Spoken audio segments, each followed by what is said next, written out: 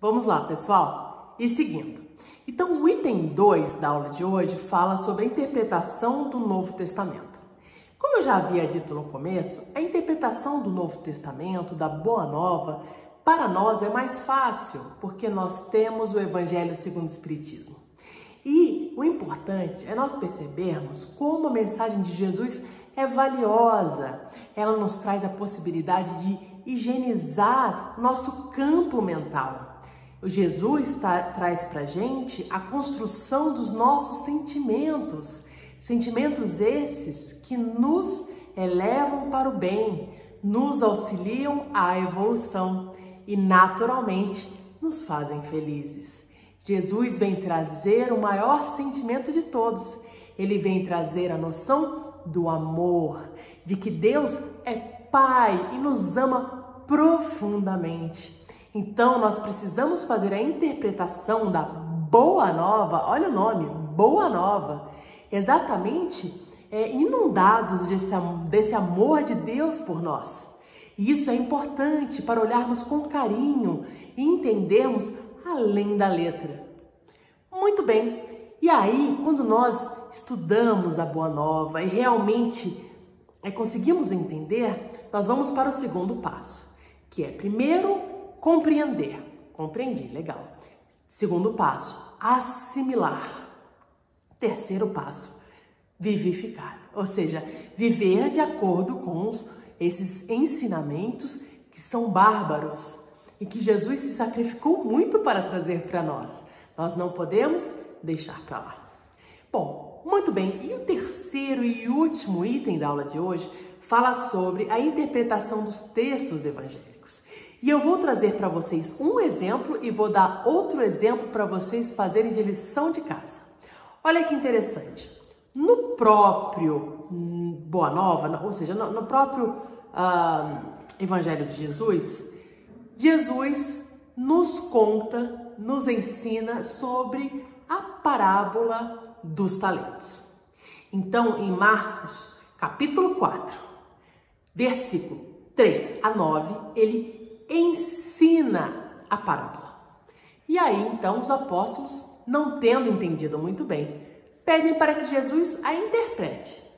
Então, nesse exemplo que eu vou trazer para vocês, Jesus, mais para frente, traz a interpretação da parábola em Marcos, capítulo 4, item 10 a 20. Vamos ler? Então, ele diz assim, olha que interessante. Jesus ensinando a parábola. Eis que saiu o semeador a semear.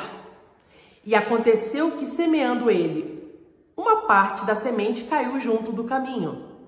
E vieram as aves do céu e a comeram. E outra caiu sobre pedregais, onde não havia muita terra. E nasceu logo, porque não tinha terra profunda. Mas, saindo sol, queimou-se. E porque não tinha raiz, secou-se. E outra caiu entre espinhos, e crescendo os espinhos, a sufocaram e não deram frutos. E outra caiu em boa terra e deu fruto, que vingou e cresceu. E um produziu 30, outro 60, outro 100. Então, isso aqui é Marcos. Muito bem. Aí os apóstolos falaram, tá, dá uma explicada aí, isso aí tá meio confuso.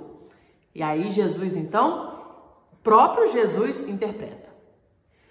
Vamos lá. E quando se achou só, os que estavam junto dele, com os 12, interrogaram-no acerca da parábola. E ele lhes disse, agora é Jesus falando, a vós é dado saber os mistérios do reino de Deus.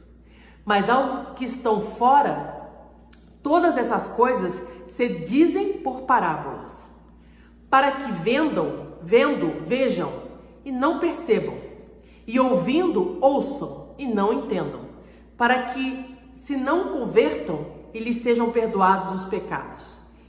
E disse-lhes, não percebeis esta parábola? Como, pois, entendereis todas as parábolas? O que semeia, semeia a palavra, e os que estão junto ao caminho são aqueles em que a palavra é semeada. Mas, tendo eles a ouvido, vem logo Satanás e tira a palavra que foi semeada no coração deles.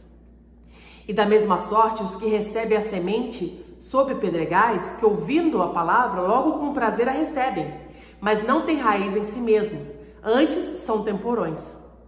Depois, sobrevindo tribulações ou perseguições por causa da palavra, logo se escandalizam. E os outros são os que recebem a semente entre espinhos, os quais ouvem a palavra, mas os cuidados deste mundo, os enganos da riqueza, as ambições de outras coisas, entrando, sufocam a palavra e fica infrutífera. E os que recebem a semente em boa terra são os que ouvem a palavra, a recebem, dão fruto, um a 30, outro a 60, outro a 100. Aí vocês podem dizer, nossa, ainda assim está estranho, ainda assim é difícil. Mas Jesus dá exatamente o espírito da parábola. Então a primeira coisa que ele está dizendo é o seguinte, gente, vocês são os apóstolos, para com vocês eu posso falar de forma aberta, de forma direta, mas ao povo isso não é possível. Não tem condição de entender as coisas do reino do céu. Ainda, né? Naquele momento não tinham. Segunda coisa, então ele vai dizendo assim, olha, o semear são as palavras, então existem terrenos. Então primeiro, né, ele ouve, vê, mas não entende, não consegue trazer aquilo para si. O outro fica até animado e fala, que legal, a boa nova, que bacana, mas no primeiro vento ou na primeira pequena dificuldade já deixa pra lá. O outro já consegue entender que aquilo é o ideal, começa a fazer, mas as coisas materiais o tiram do caminho. E já o outro, não, mesmo com toda a dificuldade, ele vai e consegue, de alguma forma, superar as dificuldades e consegue, porque o terreno é bom, ou seja, por mais que tenha dificuldade, ele já entende que é o melhor. Já entende que esse é o caminho e ele então multiplica 1, 6, 30, 60, 100, dependendo do quanto ele já consegue entender a parábola, se colocar naquele texto, entender a profundidade daquele ensinamento e o quanto esse ensinamento o faz melhor, o faz feliz, mesmo que haja atribulações no caminho. Ele já entende que a vida dele verdadeira não é aqui e que ele, por mais que passe tribulações aqui, ele já agindo da melhor maneira possível, ou seja, recebendo a boa nova, entendendo, compreendendo, assimilando e colocando em prática, ele necessariamente será mais feliz. Certo? Então, olha só, esta parábola Jesus ensina a parábola, Jesus interpreta a parábola. Vou dar para vocês uma lição de casa para vocês fazerem aí e ver se vocês entenderem a aula de hoje.